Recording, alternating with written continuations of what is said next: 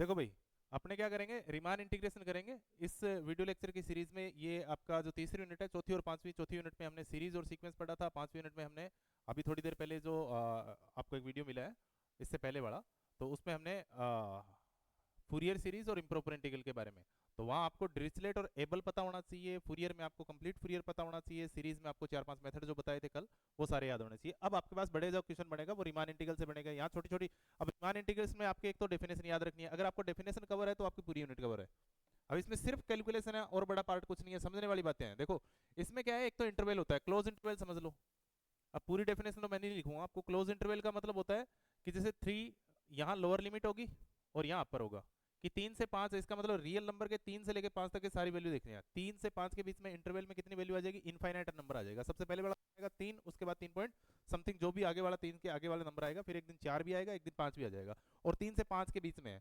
अब पार्टीशन का मतलब होता है इंटरवल को पार्टीशन में डिवाइड कर लो। पार्टीशन का मतलब है कि आप पूरे इंटरवल को अलग अलग टुकड़ों में तोड़ दो। जैसे ये 3 से 5 पूरा इंटरवल है, 3 से 5, जैसे इसको मैं एक्स आर माइनस वन और एक्स आर कह दूं, तो इनको अलग अलग पार्टों में, जैसे x1 है, x2 है, x3 है, एंड सो ऑन, अलग अलग पार्टों में ब्रेक कर लो। ये आपके पूरे इंटरवल का पार्टीशन हो जाएगा। तो पार्टीशन क्या निकल के आता है, पार्टीशन पूरा एक सेट होता है जहां जहां से आपने इंटरवल को तोड़ा है। जैसे आपने सबसे पहले ये x नोट मान लेता हूं मैं, फिर आपने x1 को तोड़ा, फिर आपने x2 से तोड़ा, फिर आपने, ये पूरा एक सेट मिल जाएगा। तो पार्टीशन क्या है, इंटरवल का सेट है, जहां जहां से आपने सेट को इंटरवल को तोड़ा है वो पॉइंट आपको लिख देना है। फिर आपके पास क्या है, सब इंटरवल, जहां जहां से आपने तोड़े हैं उनको छोटे छोटे इंटरवल बना लो। तो वो क्या बन जाएगा, जैसे आपने पार्टीशन में बनाया है तो x0 से x1 हो जाएगा। फिर आपके पास ये पहला इंटरवल सब इंटरवल हो गया, फिर आपके पास दूसरा सब इंटरवल आ जाएगा जो x1 से x2 हो जाएगा, फिर आपके पास x2 से x3 हो जाएगा। इस प्रकार से सब इंटरवल में कन्वर्ट कर लो आप, ये सारे के सारे सब इंटरवल हो जाएंगे।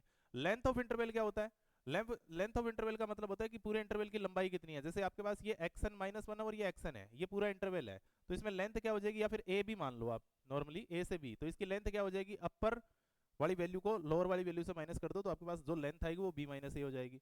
रिफाइनमेंट क्या होता है, रिफाइनमेंट होता है शोधन। ये वास्तव में पार्टीशन ही होता है, वास्तव में पार्टीशन ही होता है, पर वो थोड़ा बड़ा पार्टीशन होता है, पार्टीशन से थोड़ा बड़ा पार्टीशन, वो रिफाइनमेंट होता है, उस पार्टीशन का रिफाइनमेंट होता है। जैसे कोई इंटरवल है आपके पास, यूं मान लो आपके पास ए से बी तक आपके पास पूरा एक इंटरवल है।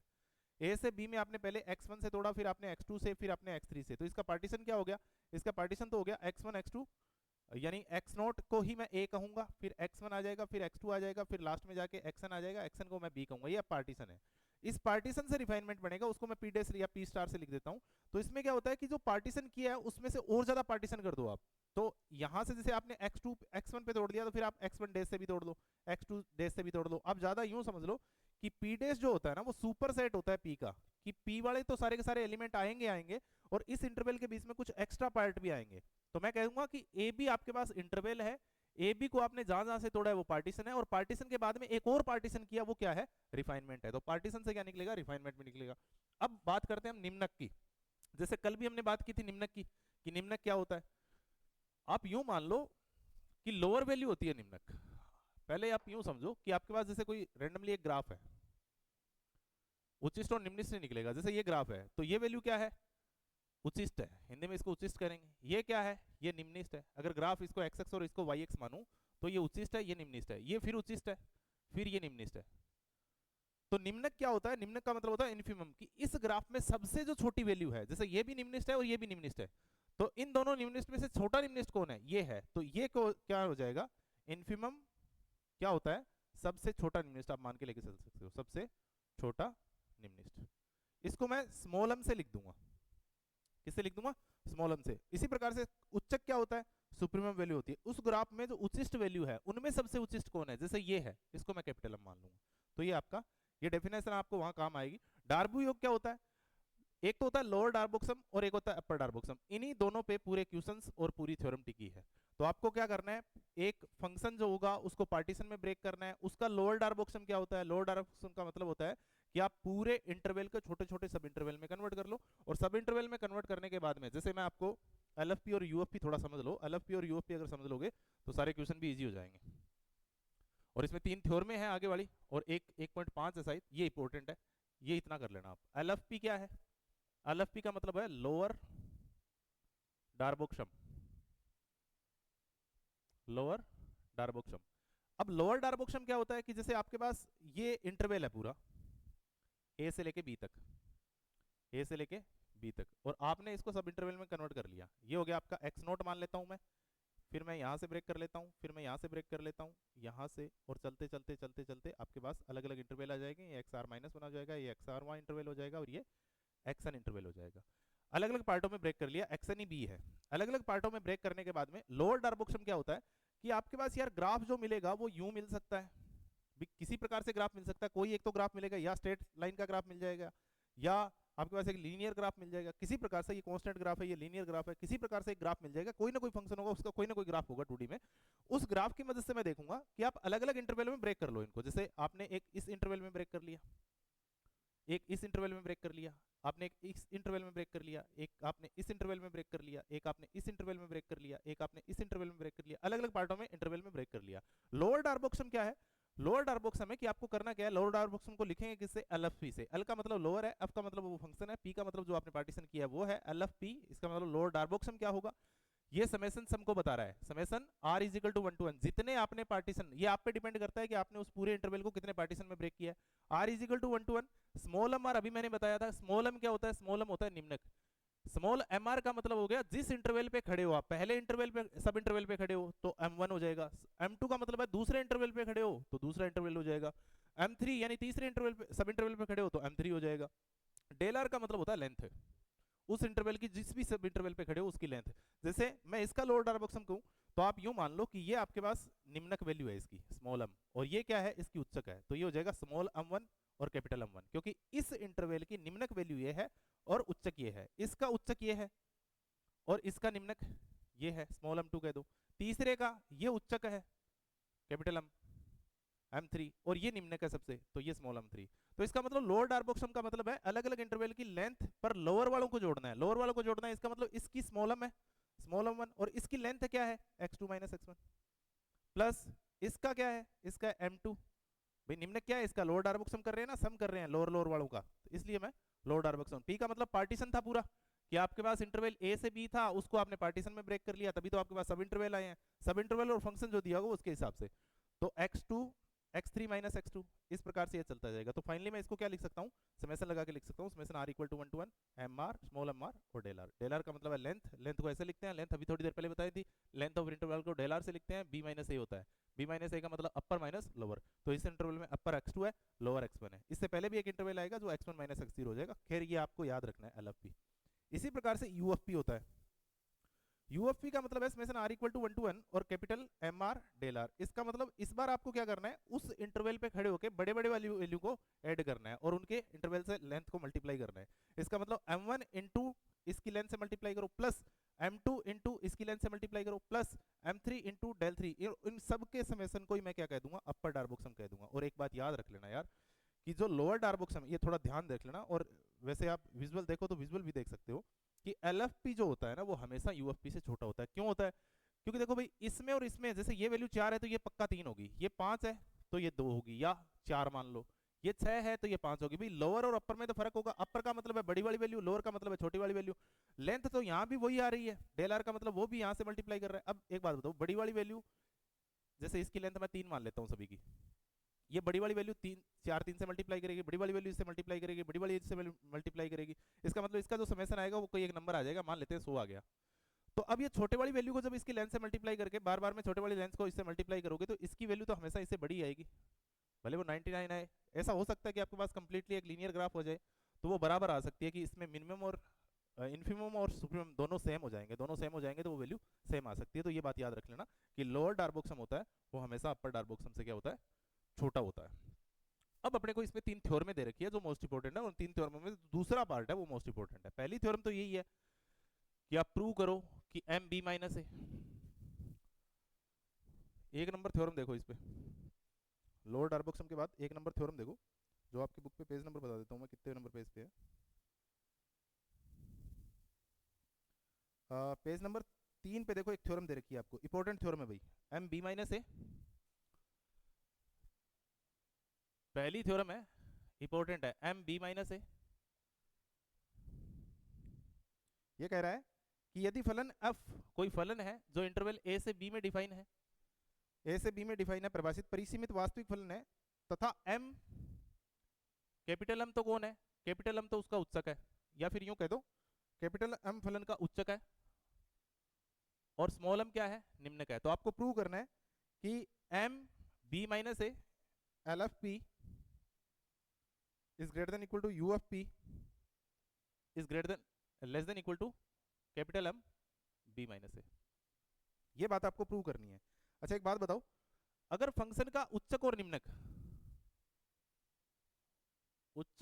निम्नक क्रम से क्या है आपके पास, स्मॉल एम और कैपिटल एम है, इसका मतलब आप इस बात को यूं समझो कि फंक्शन चाहे ए से बी में कुछ भी डिफाइन हो, ये आपका इंटरवल ए है, ए से बी है, और इसमें आपका कोई एक कंटिन्यूअस फंक्शन है, ये डिफाइन है। तो एक बात बताओ कि फंक्शन की चाहे कुछ भी वैल्यू आ जाए, अब में x डालोगे, इस मशीन में जब भी x वैल्यू डालोगे तो आपके पास या तो ये नंबर आएगा, ये डालोगे तो ये नंबर आ जाएगा, ये डालोगे तो ये नंबर आ जाएगा, ये नंबर डालोगे तो फंक्शन में ये वैल्यू आ जाएगी, और चलते जाओगे आपके पास ये डालोगे तो ये आ जाएगी। इसका मतलब सबसे बड़ी वैल्यू तो उच्चक होती है और सबसे छोटी वैल्यू क्या होती है, निम्नक होती है। तो क्या मैं कह सकता हूं कि फंक्शन का जो भी मान आएगा वो कैपिटल एम और स्मॉल एम के बीच में ही रहेगा। ये बात ठीक है आपकी, स्मॉल एम और कैपिटल एम के बीच में ही रहेगा, एफ एक्स स्मॉल एम और कैपिटल एम के बीच में रहेगा। हमें प्रूव क्या करना है, small m into b minus A L F p u F p और एम बी माइनस ए, यानी एल एफ पी, और एक आपने नोट लिखा था कि आपको एक रिजल्ट के बारे में पता था कि L F P is less than equal to U F P. इन दोनों चीजों को यूज कर लेना, ये थ्योरम प्रूव हो जाएगी भाई।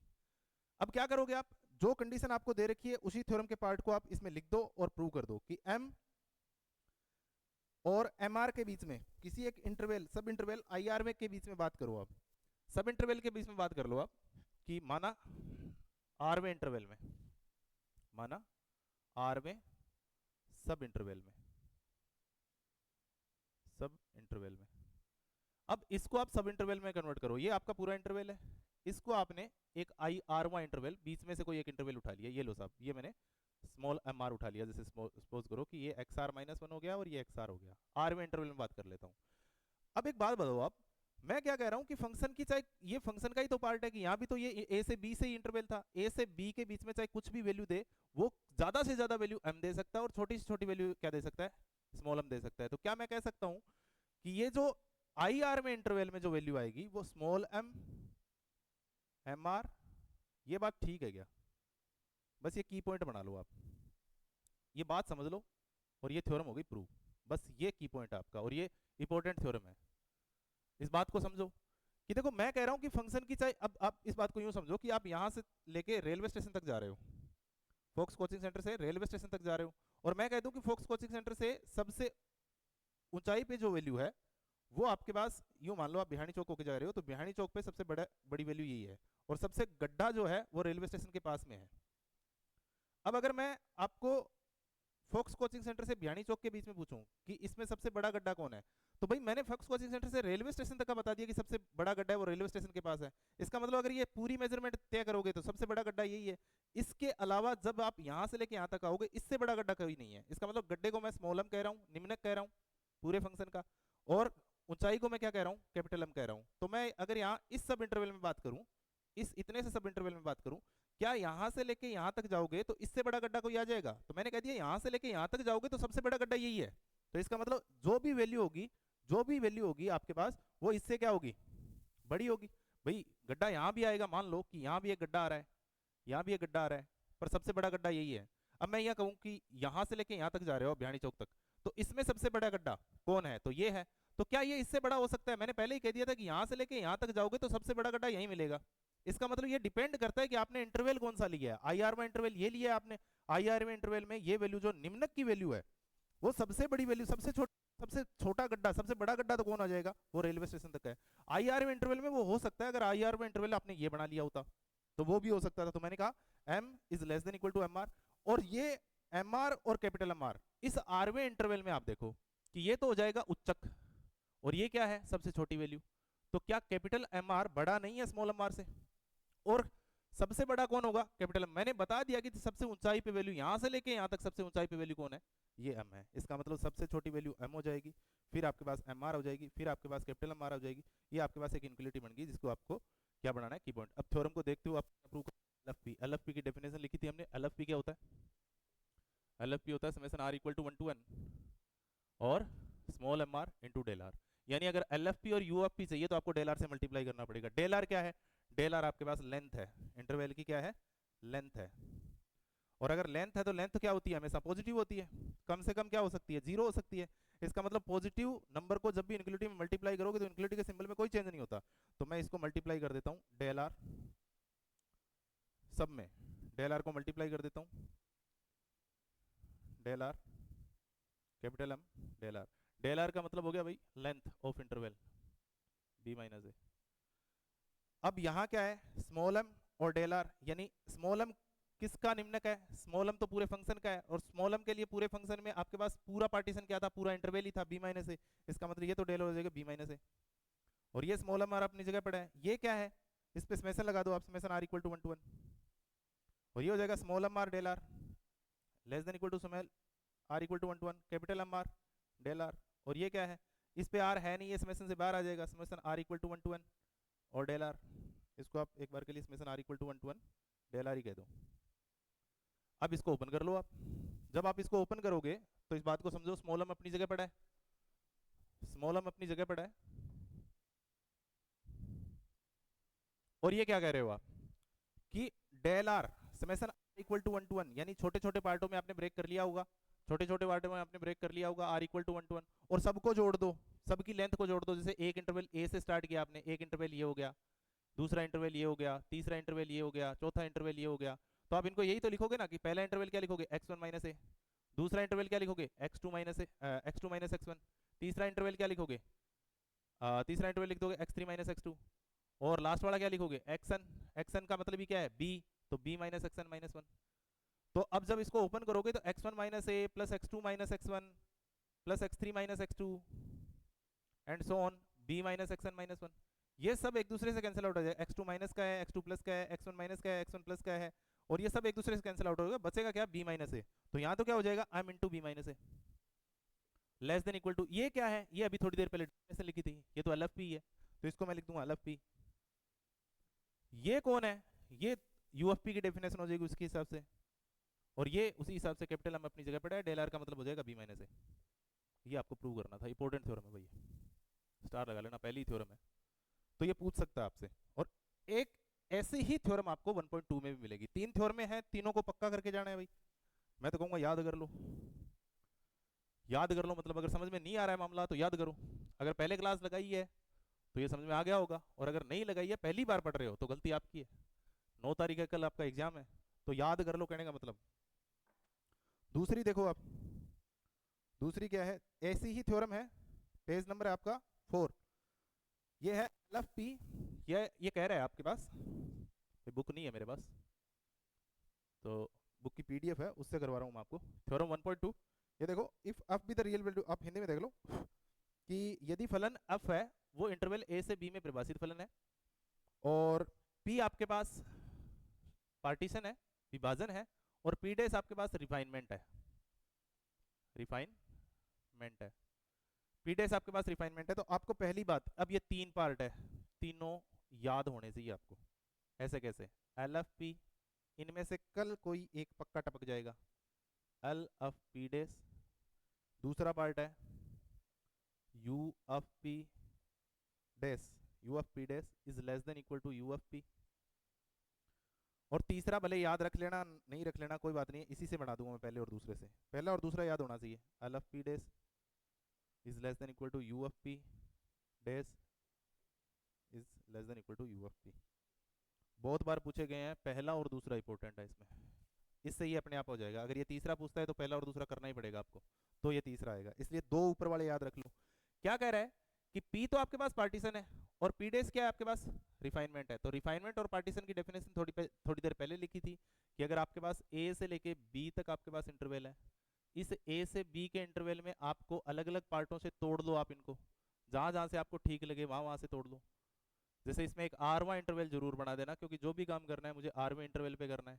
तो ये आपके पास एक्स आर माइनस 1 और ये इंटरवल हो गया, तो ये पार्टीशन तो क्या हो जाएगा आपका? ये सेट हो जाएगा जहां जहां से आपने तोड़ा है। सबसे पहले वो पॉइंट, ये सिरा लिखोगे आप, इसको मैं एक्स नोट कह देता हूँ, x1 x2 x3, और लास्ट वाला क्या हो जाएगा? लास्ट वाला हो जाएगा xn, उसी को मैं b कहता हूँ भाई, लास्ट वाला पार्ट xn, n पार्टों में तोड़ लिया, n सब इंटरवल में। और पी डेस क्या हो जाएगा, पी डेस होता है पी का रिफाइनमेंट, पार्टीशन का रिफाइनमेंट होगा भैया, पार्टीशन का क्या होगा, रिफाइनमेंट। यानी ये तो आपके पास वैल्यू आएगी आएगी, इनके अलावा कुछ और वैल्यू आ जाएगी, जैसे x1 डेस हो जाएगा, x2 डेस हो जाएगा, xn is equal to b हो जाएगा। ये पार्टीशन है आपके पास। कहने का मतलब आपके पास अगर इस प्रकार से ग्राफ बन रहा था ना, ये ए से बी था, इसको आपने अलग अलग पार्टों में तोड़ दिया तो ये आपके पार्टीशन है। इस पार्टीशन को आपने और अलग अलग पार्टों में तोड़ दिया, और अलग अलग पार्टों में तोड़ दो, ये आपके पास रिफाइनमेंट हो जाएगा। Then we can say that we know that P b the subset of P dash, कि रिफाइनमेंट हमेशा सुपर सेट होता है पार्टीशन का, उसी पार्टीशन को दोबारा तोड़ना है आपको। तो फाइनली ये देखो आप, इसमें मैं आपको बता देता हूँ, आप पेज नंबर निकालो 4, इसमें इसने कह रखा है, आप पूरी थ्योरी तो नहीं लिखोगे, या सॉरी पेपर में तो लिखोगे, यहाँ मैं आपको पूरी थ्योरी नहीं लिखवा रहा हूँ। ये कह रहा है ए से बी आपके पास एक इंटरवल है, और पी आपके पास मान लेते हैं कि एक्सन तक आपके पास एक पार्टीशन है, और इस पार्टीशन का आपके पास एक शोधन है, उस शोधन को इसने लिख दिया एक्स आर माइनस वन। देखो भाई पी को तो इसने लिखा है पार्टीशन, पी को तो क्या कर दिया इसने, पी को तो कर दिया इसने पार्टीशन, पी तो ये हो गया आपका पास कि मान लेते हैं A is equal to X naught X one X two X are minus one x are और एक्स एन जो बी है। क्लियर है। अब मैंने कहा था कि पी डेस क्या होगा, पी डेस एक अलग से इसी रिफाइनमेंट का एक और सॉरी इसी पार्टीशन का एक और पार्टीशन करना है। तो इसने क्या किया, देखो मैंने कहा था कि रिफाइनमेंट जो होता है ना वो बड़ा होता है पार्टीशन से, इसी का सुपर सेट होता है वो रिफाइनमेंट होता है। रिफाइनमेंट का मतलब शोधन कर दो इसको। तो x1 x2 पड़ा है अपनी जगह, और मैं आरवे इंटरवल पे काम करूंगा हर बार, तो आरवे इंटरवल को बड़ा कर लेता हूं। देखो x are minus one x r सब आ रहे हैं, इसमें एक अल्फा एक्स्ट्रा आ रहा है, इसका मतलब क्या मैं कह सकता हूं कि P b the subset of P डेस, तो P डेस क्या हो जाएगा, इस रिफाइनमेंट हो जाएगा। इसका मतलब आपको जो काम करना है वो आरवे इंटरवल पे काम करना है। ये एक्स आर माइनस वन हो गया, ये एक्स आर हो गया। जब आप P पार्टीशन में काम कर रहे हो तो क्या हो जाएगा, एल एफ पी क्या हो जाएगा आपका, small M R del r, और यू एफ पी क्या हो जाएगा, small capital m are del are. अब थोड़ा ध्यान से देखना, जब मैं पी डेस के बारे में बात करूंगा ना, तो पी डेस के बारे में बात करते हुए पूरे इंटरवल को किस में ब्रेक कर लेना है, x are minus one x are, और एक सब इंटरवल और हो जाएगा इसका। अब इसमें बात करोगे आप, जब इसका U F p l F P करोगे ना, आप इस इंटरवल का एल एफ पी करोगे तो यहाँ से लेके यहाँ तक जाना पड़ेगा, और फिर यहाँ से लेके यहाँ तक जाना पड़ेगा, यू एफ पी में भी यहाँ से लेके यहाँ तक जाना पड़ेगा, और फिर यहाँ से लेके, यानी पी में तो आप पूरे एक इंटरवल में बात कर लो, और पी डेस में दो ब्रेक पार्टों में बात कर लो। तो इन पार्टों को ब्रेक करने के बाद में आप देखो, आप लिख दो सिंपली कि मैं जानता हूं कि स्मॉल एम आर है वो स्मॉल एम आर डे से छोटा होगा, जैसे पहले वाली थ्योरम में किया था, और कैपिटल एम आर है small M r, small M r. क्या ये बात ठीक है क्या, ये बात ठीक है तो बता दो, और अगर ये समझ में आ गया तो यही की पॉइंट है इसका। भाई इस इंटरवल में सबसे निम्नस्ट वैल्यू बता देता हूं मैं इस पूरे इंटरवल में कि ये एम आर डेस है आपका, लिख लेना, ये दिया है इसने जो लैंग्वेज है, इंपॉर्टेंट थ्योरम है इसलिए बता रहा हूं आपको। तो एम आर डेस क्या हो जाएगा, यहां से लेके यहां तक, भाई फंक्शन का ग्राफ तो वैसे ही है, एक अल्फा ये पार्ट हो गया आपका, मान लो कि ये हो गया अल्फा, ये अल्फा हो गया। तो जब मैं एम आर की बात कर रहा हूं तो एम आर का मतलब है कि पी पार्टीशन में आरवे इंटरवल में सबसे छोटी वैल्यू, कि ये पूरा पी पार्टीशन था, ये आरवा इंटरवल था, आरवे इंटरवल में सबसे छोटी वैल्यू कौन है, एम आर है, सबसे छोटी एम आर है, कि जो भी वैल्यू आएगी यहाँ से यहाँ तक सबसे छोटी एम आर है। अब मैंने इसको दो पार्टों में ब्रेक कर लिया, एक यहाँ से लेके यहाँ तक, एक यहाँ से लेके यहाँ तक, एक तो कर लिया यहाँ से लेके यहाँ तक। अब इसका जो निम्नक आएगा उसको मैं स्मॉल एम ही तो कहूंगा, तो उसको मैं स्मॉल एम आर डेस कह देता हूँ। ये बात ठीक है ना कि स्मॉल एम आर की जो वैल्यू है ना वो सबसे कम होगी, चाहे एम आर डेस ले लो और चाहे यहाँ ले लो आप, कि ये जो भी होगा, जैसे यहाँ सबसे कम ये हो जाएगा एम आर डबल डेस, या फिर यही हो जाएगा खुद। तो मैंने यही लिखा है कि पूरे इंटरवल में जो भी निम्नक होगा वो सब इंटरवल में से छोटा ही होगा, जैसे पहले वाली थ्योरम में किया था। और इसी प्रकार से कैपिटल एम वाले मामले को लिखते हैं कि कैपिटल एम भी उससे बड़ा होगा, कैपिटल एम सबसे बड़ा होगा। अब जैसे ये है कि इसका सबसे बड़ा मान क्या है, कैपिटल एम आर, तो यहाँ आपके पास कैपिटल एम आर ये आ जाएगा, ये आ जाएगा, ये एम आर डेस हो जाएगा, ये एम आर डबल डेस मान लो। तो इसमें क्या होगा, ये बड़ा होगा, और दोनों तरफ डेल आर से मल्टीप्लाई कर दो, फिर आप देख लो कि इसमें और इसमें से कंपेयर कर लो कि एल एफ पी डेस हमेशा क्या बड़ा होगा, एल एफ पी से बड़ा होगा। ये थ्योरम इंपॉर्टेंट है भैया, ये पूरी देख लेना। अगर पहली थ्योरम आपको समझ में आ गई है, पार्टीशन और रिफाइनमेंट की अगर डेफिनेशन आपको समझ में आ गई है, तो ये थ्योरम आपको समझ में आ जाएगी। एक इसमें 1.3 है, वो भी अच्छी थ्योरम है। अब इतना मामला 3 नंबर है, 3 नंबर भी रट लेना, 1 2 और 3, ये तीनों रटो, फर्स्ट सेकंड और थर्ड, ठीक है, 3 नंबर जिनके पास बुक नहीं है तो वो नहीं रट पाएंगे भाई। अब यहाँ आपके पास वो टाइम तो नहीं है कि आप कंप्लीटली जीरो से स्टार्ट करो और समझ लो, नहीं, यहाँ रिवीजन चल रहा है, तो कंप्लीटली जो इंपॉर्टेंट है उनकी सीरीज चल रही है अपने पास। और 3 भी देख लो इस बार, ये P1 ये भी इंपॉर्टेंट है भाई, थ्योरम 3, थ्योरम नंबर 1.3।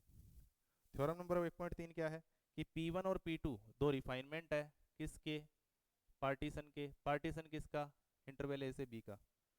तो आपको पहले तो ये प्रूव करना है कि L F p one is less than equal to U F p two, और एल एफ पी टू ये 1.2 से कम इंपॉर्टेंट है पर इंपॉर्टेंट है ये भी, यू एफ पी वन। आप इस बात को यूं याद रख लो, ये कई बार यूं भी पूछ लेता है कि निम्न डार्बू योग होता है ना, वो अपर डार्बू योग से बड़ा होता है हमेशा, छोटा होता है, चाहे किसी का ले लो। निम्न डार्बू योग, देखो यहाँ P1 और P2 लिखा है मैंने, P1 नहीं लिखा है, ये बात तो आपको पता ही होनी चाहिए। L F P is less than equal to, मैंने सबसे पहले ही लिखा था कि यू एफ पी। अगर पार्टीशन और पार्टीशन को कंपेयर कर रहे हो, लोअर और अपर को, तो एल एफ पी हमेशा ही छोटा होगा।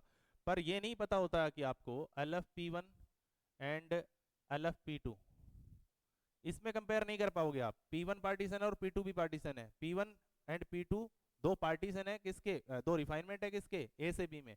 तो जब P1 और P2 को कंपेयर करोगे ना आप, तो देखो एल एफ P1 का लोअर डार्बोक्षम P2 के अपर डार्बोक्षम से छोटा होगा, चाहे P2 का लोअर डार्बोक्षम कर लो, P1 के अपर डार्बोक्षम से बड़ा होगा। ये थ्योरम इजी है। एल एफ P1 की डेफिनेशन लिखनी है आपको और यू एफ P2 की डेफिनेशन लिखनी है, दोनों को कंपेयर करना और कुछ नहीं है। ये थ्योरम भी इंपॉर्टेंट है। एक इसमें 1.4 तो छोड़ दो बोले, आप छोड़ सकते हो।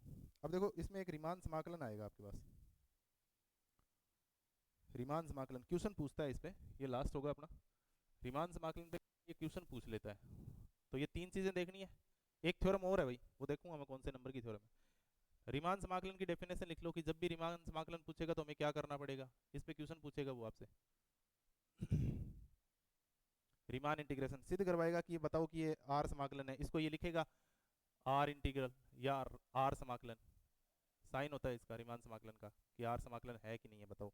तो रीमान समाकलन के लिए दो बातें होती है। रीमान समाकलन का मतलब होता है लोअर रीमान समाकलन बराबर होता है अपर रीमान समाकलन, अपर रीमान समाकलन। तो लोअर रीमान समाकलन का साइन क्या होता है कि लोअर पे आप बार लगा दो जो भी फंक्शन जो भी इंटीग्रेशन दे रखा है, और अपर पे भी आप अपर पे बार लगा दो कि इनकी वैल्यू बराबर होनी चाहिए।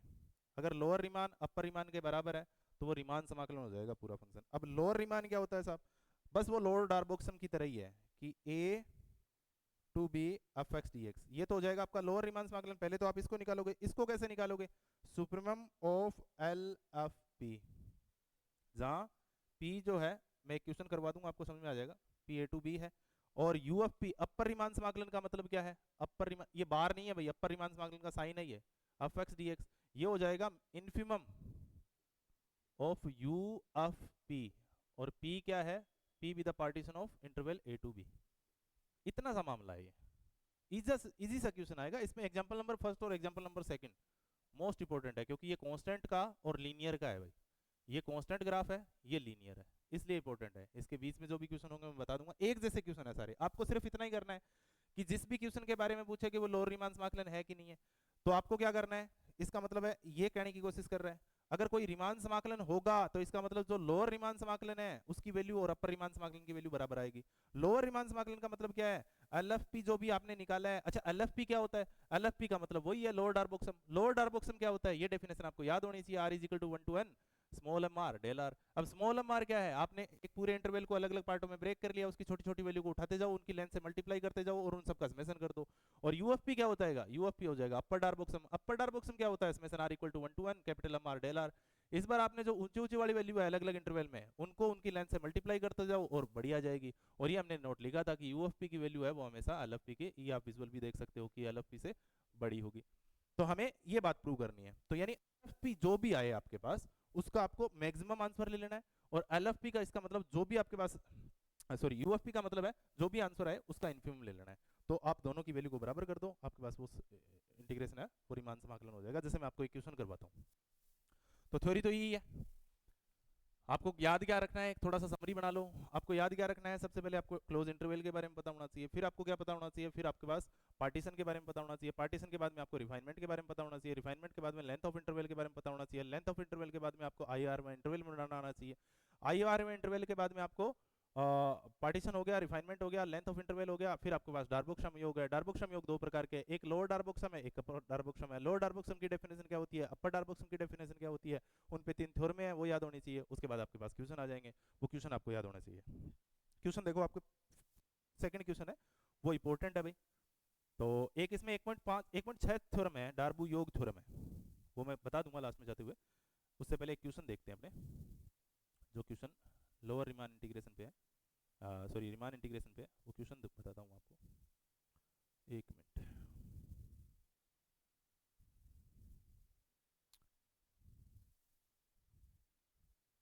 क्वेश्चन देखो आप, क्वेश्चन आपके पास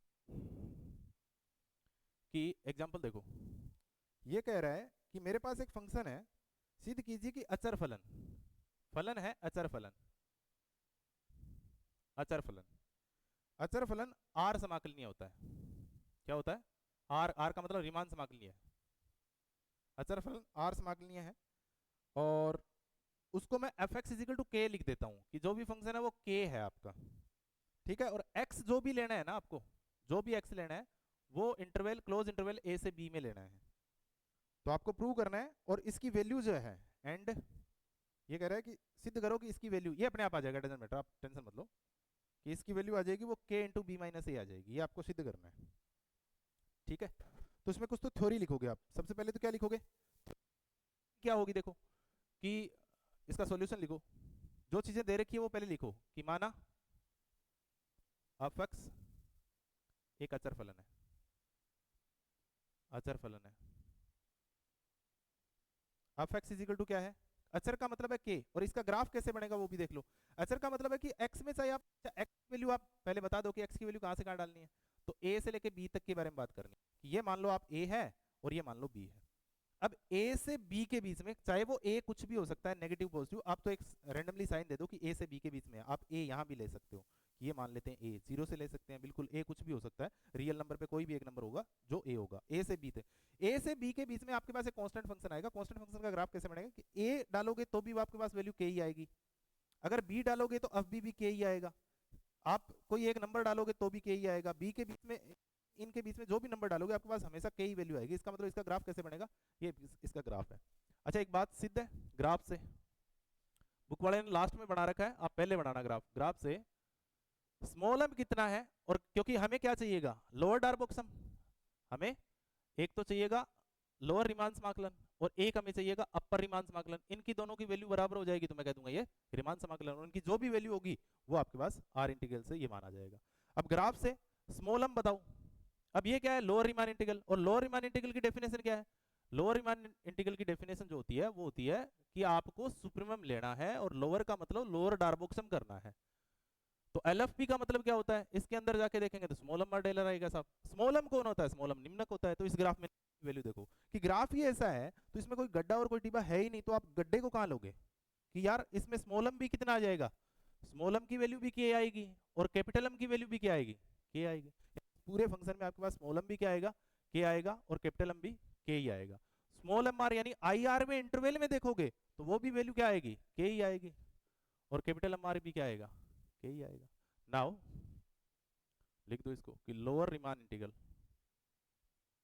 lower Riemann integral, lower Riemann integral, lower Riemann integral कैसे करोगे, पहले तो लिखो इसका फॉर्मूला, ये होता है supremum value l F p, l F p की जो भी वैल्यू, और पी क्या है, p b the partition of a to b, ये पूरा लिखना भाई, इसकी वैल्यू जो भी आई उसमें सुप्रीमम ले लो। अब देखो सुप्रीमम लगा दो अपनी जगह, एल एफ पी क्या हो जाएगा, डेफिनेशन लिख दो, summation are equal to 1 to 1 small M R del are. अब small M R del are इसका मतलब सुप्रीमम लिखना है, समेशन को ओपन कर दो, आर की जगह 1 लगाओगे तो क्या आ जाएगा, m1 del 1 plus m2 del 2 plus so on mn del n। Clear है। अब m1 m2 क्या है, कि डेल 1 जो आपने सब इंटरवल में कवर किया है उसमें निम्नलिखित वैल्यू क्या है, M2 क्या है, M2 जो दूसरा सब इंटरवल है उसमें निम्नलिखित वैल्यू क्या है, M3 कौन है कि जो आपने सब इंटरवल में ब्रेक किया पूरे इंटरवल को, इसमें छोटी वैल्यू क्या है। भाई ग्राफ आपके पास क्या आ रहा है, सिंपल ही तो आ रहा है, इसमें मतलब निम्नलिखित भी वही है और उच्चिष्ट भी वही है, कोई से इंटरवल में जाओगे तो आपके पास वैल्यू क्या आएगी, इसकी भी स्मॉल m आएगी, के ही आएगी, इसकी भी के ही आएगी, इसकी भी के ही आएगी, तो सब के है, के कॉमन ले लो, तो ये हो जाएगा सुप्रीमम के। और ये क्या है, डेल वन डेल टू, सब इंटरवल को जोड़ रहे हो, सब इंटरवल को धीरे धीरे जोड़ दोगे तो आपके पास पूरा बड़े वाला इंटरवल बन जाएगा। और डेल क्या होता है, लेंथ होती है, पूरे इंटरवल की लेंथ क्या आ जाएगी, बी माइनस ए। बी माइनस ए क्या है, लेंथ ऑफ इंटरवल, ये कांस्टेंट है, के क्या है, कांस्टेंट है, इसका मतलब कांस्टेंट का क्या ही तो सुप्रीमम और क्या है इन्फिमम, इसका मतलब वैल्यू क्या आ जाएगी, के इंटू बी माइनस ए। यानी लोअर रीमान इंटीग्रल की वैल्यू क्या आ गई, के इंटू बी माइनस ए। इसी प्रकार से अपर रीमान इंटीग्रल की वैल्यू क्या आ जाएगी, आप यूएफपी को चेक करो भाई, यूएफपी अपर रीमान इंटीग्रल की डेफिनेशन लिखो कि इसमें लेते हैं मैं इन्फिमम यूएफपी, पी क्या है, p with the partition of a to b, लिख दो। अब इन्फिमम अपनी जगह पड़ा है, यूएफपी क्या हो जाएगा, यूएफपी की डेफिनेशन लिख दो, ये अपर डायबॉक्सम है, यहाँ कैपिटल एम आर आ जाएगा, डेल आर आ जाएगा, ये क्या हो जाएगा, समेशन को ओपन कर लो, समेशन को जब ओपन करोगे तो आपके पास आ जाएगा m1 del one, m2 del two and so on. उस पार्टीशन को आप n पार्टों में ब्रेक कर लो, n पार्टों में ब्रेक करने के बाद में यहाँ इन्फिमम लगा दो। ये क्या है यार, small m1 small m2 small m capital m, sorry आपके पास ग्राफ ऐसा बना था, कैपिटल M का मतलब है ये इंटरवल में सबसे बड़ी वैल्यू, तो ये इंटरवल में सभी बड़ी वैल्यू है, तो इसका मतलब जो भी वैल्यू लोगे वो के ही आएगी। इसमें भी बड़ी क्या है, के है, इसमें भी बड़ी क्या है, के इंटू समथिंग, के इंटू समथिंग, इसका मतलब ये तो के ही है, सब में के कॉमन आ जाएगा, अंदर क्या बच जाएगा, डेल वन टू, उसी प्रकार से डेल एन बच जाएगा। ये है सब इंटरवल की लेंथ है, को जोड़ोगे तो आपके पास क्या आ जाएगा, इंटू बी माइनस ए, और ये कांस्टेंट है उसी तरह से, तो इसका क्या ही तो सुप्रीमम और रीमान इंटीग्रल की वैल्यू क्या आई, के इंटू बी माइनस ए। अपर रीमान इंटीग्रल की वैल्यू क्या आई, के इंटू बी माइनस ए। मैंने कहा था लोअर रीमान इंटीग्रल और अपर रीमान इंटीग्रल अगर इक्वल हो जाए तो इसकी वैल्यू क्या हो जाएगी, वो आर इंटीग्रल हो जाएगा, then we can say that अचर फलन एक रीमान समाकलन है और आर समाकलनीय है। सो आप नीचे लिख देना, यहाँ लिखो आप, अतः lower Riemann integral is equal to upper Riemann integral, बराबर हो गए भाई, और बराबर हो गए then we can say that अतः एक अचर फलन आर समाकलनीय है। क्या है, आर समाकलनीय है, अचर फलन क्या है, एक आर समाकलनीय है, और आर समाकलनीय है तो उसके समाकलन की वैल्यू क्या हो जाएगी, सो भाई आर समाकलनीय है इसका मतलब वो समाकलनीय है, उतनी वैल्यू आएगी जितनी उसकी वैल्यू आई है, तो ये हो जाएगी के इंटू जितनी उनकी आई है। ये लो, ये आपको दूसरा प्रूव करना था, ये क्वेश्चन है भाई। एक इसमें सेकंड क्वेश्चन भी है अभी, वो इंपॉर्टेंट है, इसी प्रकार से बहुत बार पूछा गया है ये क्वेश्चन। इस बार देखना आपको क्या किया है, इस बार इसने शुद्ध वैल्यू दे दी है, f x is equal to x है, तो थोड़ा ध्यान से देखना इस क्वेश्चन को, बुक में दिया है आपको, सेम ऐसा ही होगा, वैसे नोट्सों में करवाया है, अगर आपको पीडीएफ है आपके पास तो वहाँ देख लेना, ये सारे क्वेश्चन करवा रखे हैं मैंने। एक है आपके पास एग्जाम्पल नंबर सेकंड, एग्जाम्पल बता देता हूँ आपको कौन कौन से इंपॉर्टेंट है इसमें। F x is equal to x जहाँ एक्स बिलोंग्स टू 0 to 1, और आपको क्या सिद्ध करना है, सिद्ध कीजिए एफ बिलोंग्स टू, ऐसा भी लिखा हुआ आ सकता है, इसका मतलब क्या है, ये देखो इस प्रकार के क्वेश्चन तीसरी यूनिट में मिलेंगे। अब ये नहीं बोल के बता रहा है कि रीमान समाकलन है, पर इसने आर लगा दिया, आर का मतलब रीमान समाकलन है, ये कह रहा है कि आपका फंक्शन है वो रीमान समाकलन है 0 से 1 के इंटरवल में। तो 0 से 1 के इंटरवल में पहले तो आप ग्राफ देख लो, देखो आप जो काम करोगे वो तो आप लोग को लिखना ही पड़ेगा सबसे पहले कि माना f x is equal to x है, एक्स क्या है, एक लीनियर फलन है भाई, इसका ग्राफ कैसे बनता है वो थोड़ा आपको ध्यान होना चाहिए कि आप देखो f x is equal to x का ग्राफ कैसे बनाओगे, एफ एक्स को कोई भी एक नंबर मान लो, एक्स 0 से 1 है तो 0 ये रहा और 1 ये रहा, तो 0 के बीच में सबसे पहले 0 डालोगे तो यहाँ क्या मिल जाएगा 0, जब आप 1/2 डालोगे यहाँ तो आपको क्या मिल जाएगा 1/2, जब आप 1/3 डालोगे यानी 1/3 यहाँ होगा 1/2 यहाँ होगा लमसम, तो धीरे धीरे वैल्यू को बढ़ाते जाओगे, जिस दिन 0.9 डालोगे 0.9 मिल जाएगा, जिस दिन 1 डालोगे 1 मिल जाएगा, इन सभी पॉइंटों को जोड़ दो तो ये आपके पास ग्राफ आ जाएगा। अब देखो ये ग्राफ आपके पास, और आपको प्रूव करना है कि ये जो है वो रीमान समाकलन है। रीमान समाकलन क्या होता है, लोअर रीमान समाकलन, इसकी वैल्यू क्या होनी चाहिए, अपर रीमान समाकलन के बराबर होनी चाहिए। लोअर रीमान समाकलन की डेफिनेशन लिख लो, लोअर रीमान समाकलन की डेफिनेशन होती है, थोड़ा ध्यान रखना, ये सुप्रीमम है और ये एल एफ पी, और जो P क्या होता है, P is the partition of A to B। अब LFP करके देखना है, सुप्रीमम अपनी जगह पड़े रहने दो, LFP करना है आपको, तो LFP का मतलब क्या होता है, summation R equal to 1 to 1 और small m r del r। अब इनको अलग अलग कर लो यार, स्मॉल m की वैल्यू लिख दो, पार्टीशन में ब्रेक कर कैपिटल M r की वैल्यू लिख दो, सबको ऐड कर दो, जो भी वैल्यू आएगी वो आपके पास 1/2 आएगी। अब करके देखना इस क्वेश्चन को 0 से 1 में, यानी कहने का मतलब है आप रफली चेक कर सकते हो, ये कह रहा है कि 0 से 1 के बीच में इस फंक्शन का इंटीग्रेशन करो, तो ये क्या हो जाएगा x²/2, लिमिट रख दो 0 से 1, ये आंसर आ जाएगा 1/2। करके देखना, इंपॉर्टेंट क्वेश्चन है ये। एक इसमें क्वेश्चन और लिखो आप,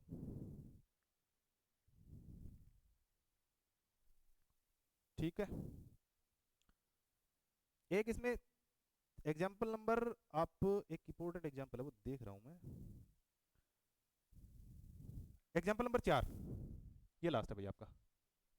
एग्जाम्पल नंबर 4 मोस्ट इंपॉर्टेंट है, मोस्ट इंपॉर्टेंट, इसको छोड़ के मत चले जाना। 1, 2 और 4, बस इतना ही है इसमें, एग्जाम्पल के मामले में इतना ही है। इसके अलावा एक थ्योरम और है, वो अगर आपको कंठस्थ हो सके तो अच्छी बात है। वैसे ही है जैसे एमआर वाली की थी, 1.5 1.6 नंबर है वो, 1.6 नंबर, पेज नंबर बता देता हूँ आपको, मतलब मैं यूं कहूँगा कि उसको रट लो आप। पेज नंबर 8 पे, पेज नंबर 8 पे 1.6 है, लोअर डार्बोक्स और अपर डार्बोक्स पे है, सिंपल सी थ्योरम है, याद हो जाएगी, समझो मत, याद कर लो। अगर जिसको समझ में आ गई अच्छी बात है, उसको तो वैसे याद है, और जिसको याद नहीं है, जिसको समझ में नहीं आई थी, उसको याद कर लो, ठीक है भाई। इतना सा मामला है इसमें, तो ये देख लेना, ये आपका रीमान इंटीग्रल वाला चैप्टर क्लियर है।